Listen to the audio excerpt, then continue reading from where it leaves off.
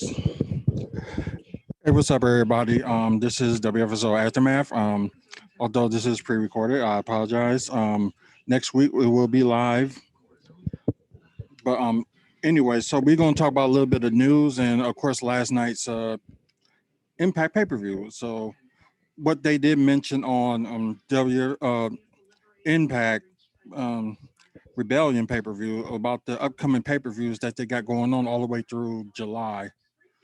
So we already know about Slammiversary being in July, but they didn't have a date yet. So, and plus, with them having like, it's good that they have a pay per view every month, and but also they have, you know, they had like this month they had like two pay per views in a month. So I like, I guess the thing is like, okay, like they can have like two pay per views in a month and don't get complaints, but when it comes to WWE, nobody else complains about. Everybody complains about WWE having like two pay per views in a month and stuff, and Impact doing the same thing, and nobody's complaining. So I don't know if that's like favoritism or whatever the case may be. I don't know, but okay, here are first up is going to be Under Siege pay per view that's going to take place Saturday, May 15th. It'll be exclusively on Impact Plus. Excuse me. Next is Against All Odds will be. This is just gonna be like an actual pay per view Saturday, June 12th. And Summerversary doesn't. It's going to return in July, but just doesn't have a date yet. So let's try to get. We're going to try to look for like results of last night's pay per view. So we're going to talk about that. Then we're going to talk about more news. So let me try to look for.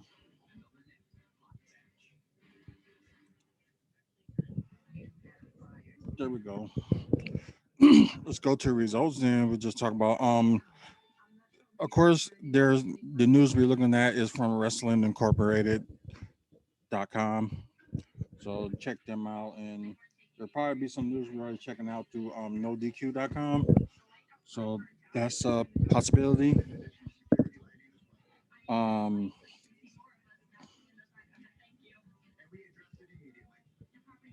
okay, so they starting from that way. They did have a pre-show. I didn't know that, so I missed it. So Rosemary and Havoc defeated Kimberly and Susan. Ace Austin versus GJP versus Jock Alexander. I didn't see this match because I was just having trouble like trying to watch it, but it was like after the match that it started working for me. But I did know the results of this one. Josh Alexander is now the new X Division champion, and they did have a surprise on this 8-man tag match. So it was rumor around that Eric Young was injured with his I think it was tore MCL or something like that. It was ACL or MCL or something like that he couldn't wrestle. But I guess he managed to wrestle the pay per view a couple weeks ago, but just couldn't do it yesterday.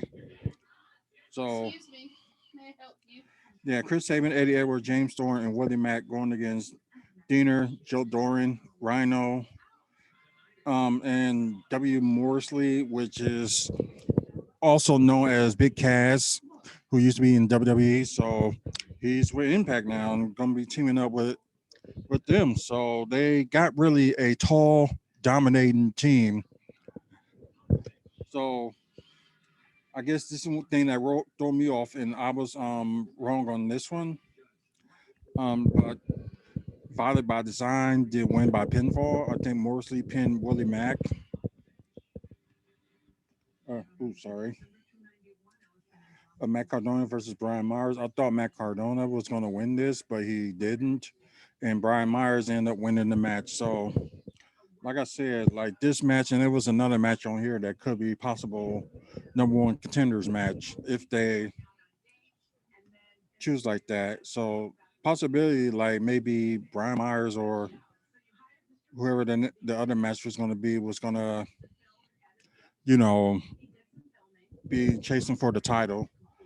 Um, Impact Knockout Tag Team Championship match. You got Fire and Flavor versus Jazz and Jazz is like there, but hmm, did they screw that up or something? I don't know.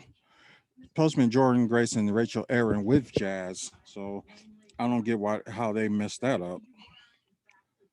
But overall, Jordan Grace and Rachel Aaron did win that match, so they are now the new Impact Knockouts Tag Team Championships. Sammy Callahan and Trey McGill. I did well. I was right about the Knockouts Tag Team match, but I was wrong about this match. Sammy Callahan and Trey McGill. I didn't think they was gonna have Trey McGill win it, but they did. So he did win the match. So something good for him to like increase him. So like I said, this match could have been number one contenders match too for the title. How good the match was. Um, Tag team titles match. I was wrong about this one. I thought the Good Brothers was gonna win it, but Juice did retain it. But then again, they just won it, so it would make a lot of sense for them to keep the tag titles. This one I didn't catch much on because like I was watching a lot of things like the Bucks game and of course the pay per view, and it was like WWE stuff that was going on, like the biography and treasure hunters or whatever they call it. So just trying to catch up with that. So let's just see the result of that one.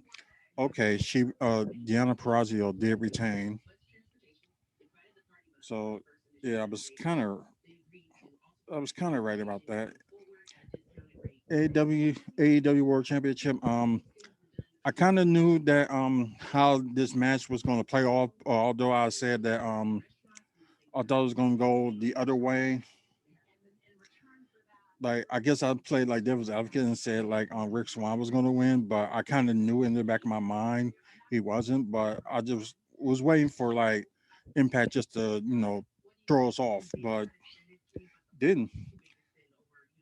It was just like the only match that was like really predictable, and it was yeah, it was just like really predictable because like we all knew that Kenny Omega was going to win, but I just thought maybe they would have thrown a swerve, but they didn't. But then again, you had Rick Swan hadn't shown up in AEW and stuff, so it was like, so Kenny Omega is gonna be showing at both AEW and Impact with all the titles. So interesting enough. So if I would have like you know grade this pay per view, um, I guess I would grade it like a B minus. Like I guess the only thing why I said like that was because hmm like it was a good surprise to see no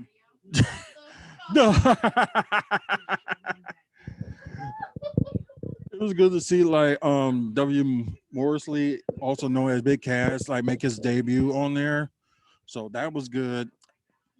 It like I said, it threw me like through worlds and stuff, and like I wasn't an easy prediction. And just the only match that was predictable was the main event. So that's why I give it like a B minus. So but overall it was a good pay per view. Um I guess you know about like the shakeups that they're doing in WWE with the talent relations and things like that for especially with let's see saw that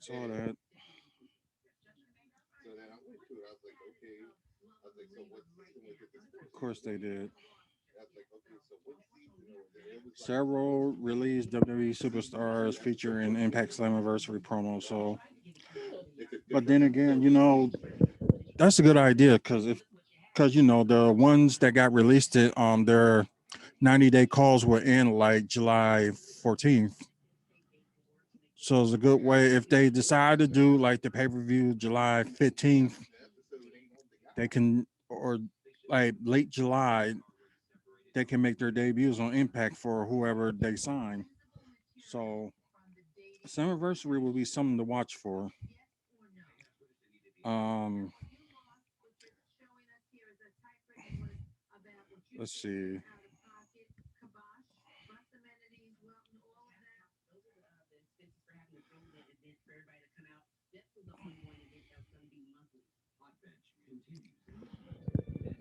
Also, the WWE is gonna do an Untold Two Dudes with Attitudes trailer. Let's see. Probably look for that. Like sometime tonight, I'm gonna watch WWE 24 The Miz. So I didn't see that yet, although they debuted yesterday. But it would be something interesting to watch. Some people said that it's been documented pretty well, so we will see. Let's see backstage notes on the recently Raw changes. We'll click on that.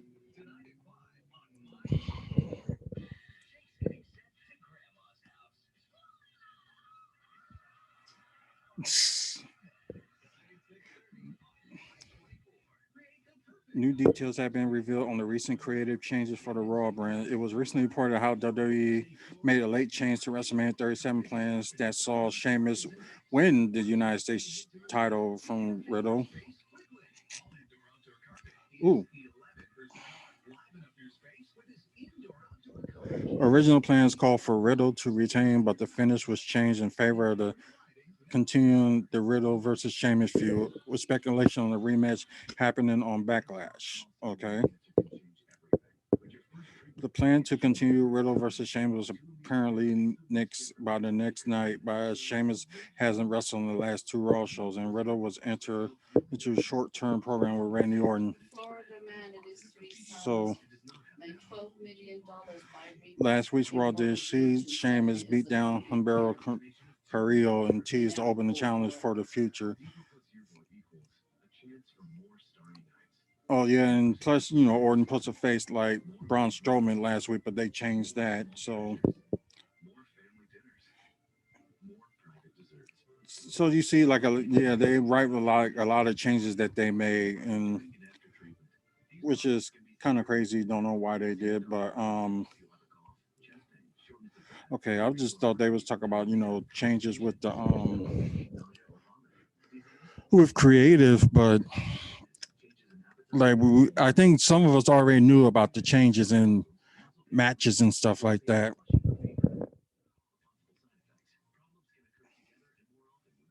This is just, Randy Orton was injured. Let's see.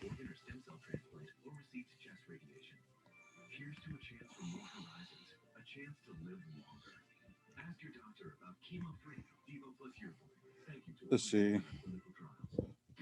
Oh, okay. It was a bruise, so nothing serious. It seems like.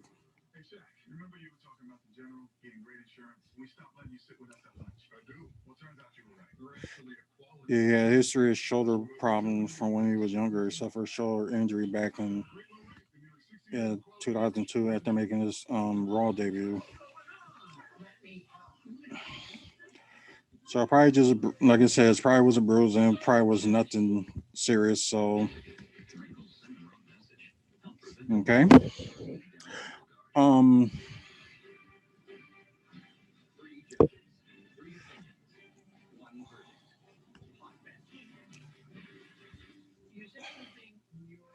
let's see, possible six Thursday tag. We already know about the rematch with Braun and Drew versus Mason T-Bar for this for tonight's Raw. We knew that. So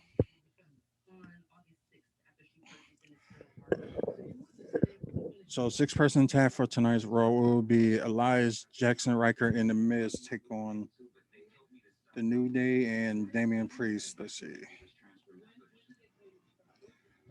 see. Oscar Lana and Naomi will go against Rhea Ripley and Nia Jackson, Shayna Baszler. So I don't know how that's gonna work. So this should be interesting.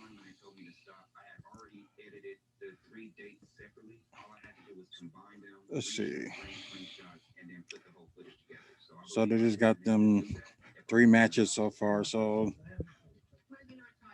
well, they might gonna end up changing it sooner or later. So this should be interesting.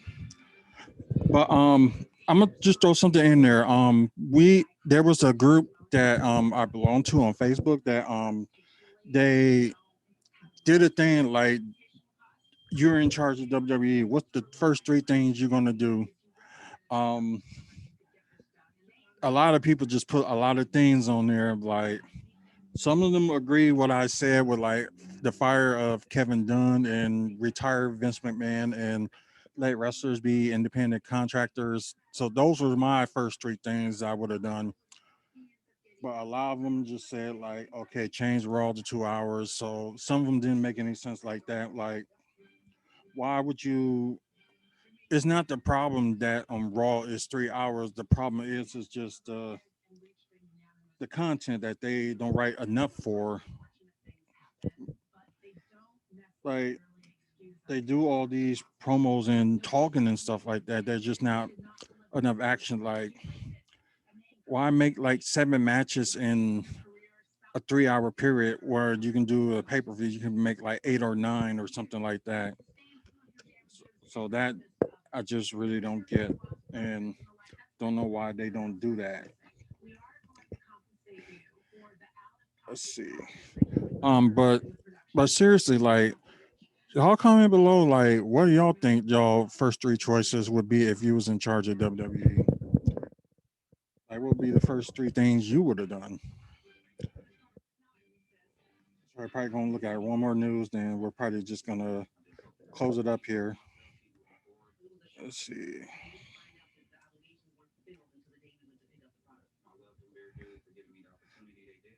Okay, new executive hire.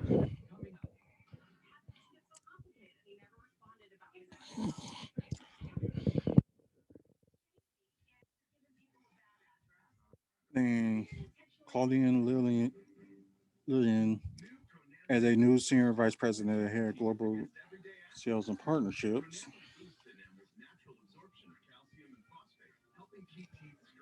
Okay, so that's the only thing they changed. So don't know what like other things that they're gonna add, for replacing a few people from like creative and things like that. So just gonna watch for that. But we're gonna end it from here because I gotta do a couple of things before I leave, and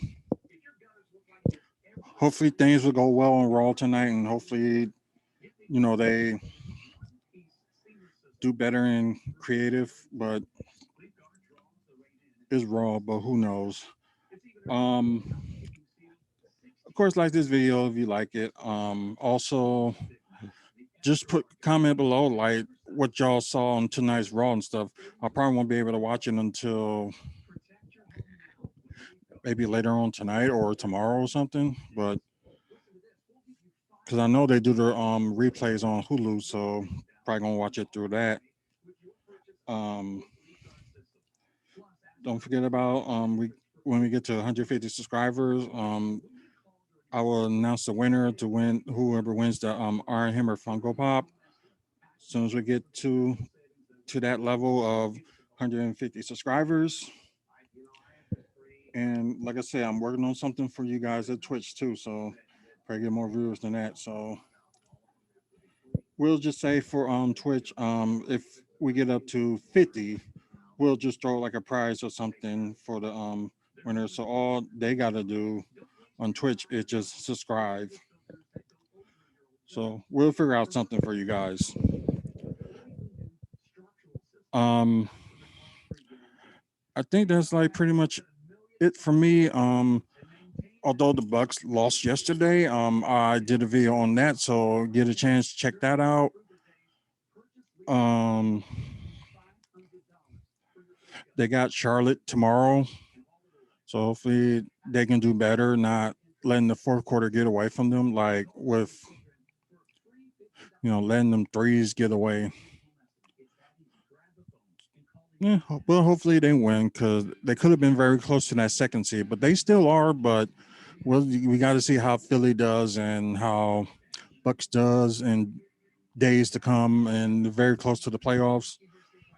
So they're being more busy with this channel. But thank y'all for watching.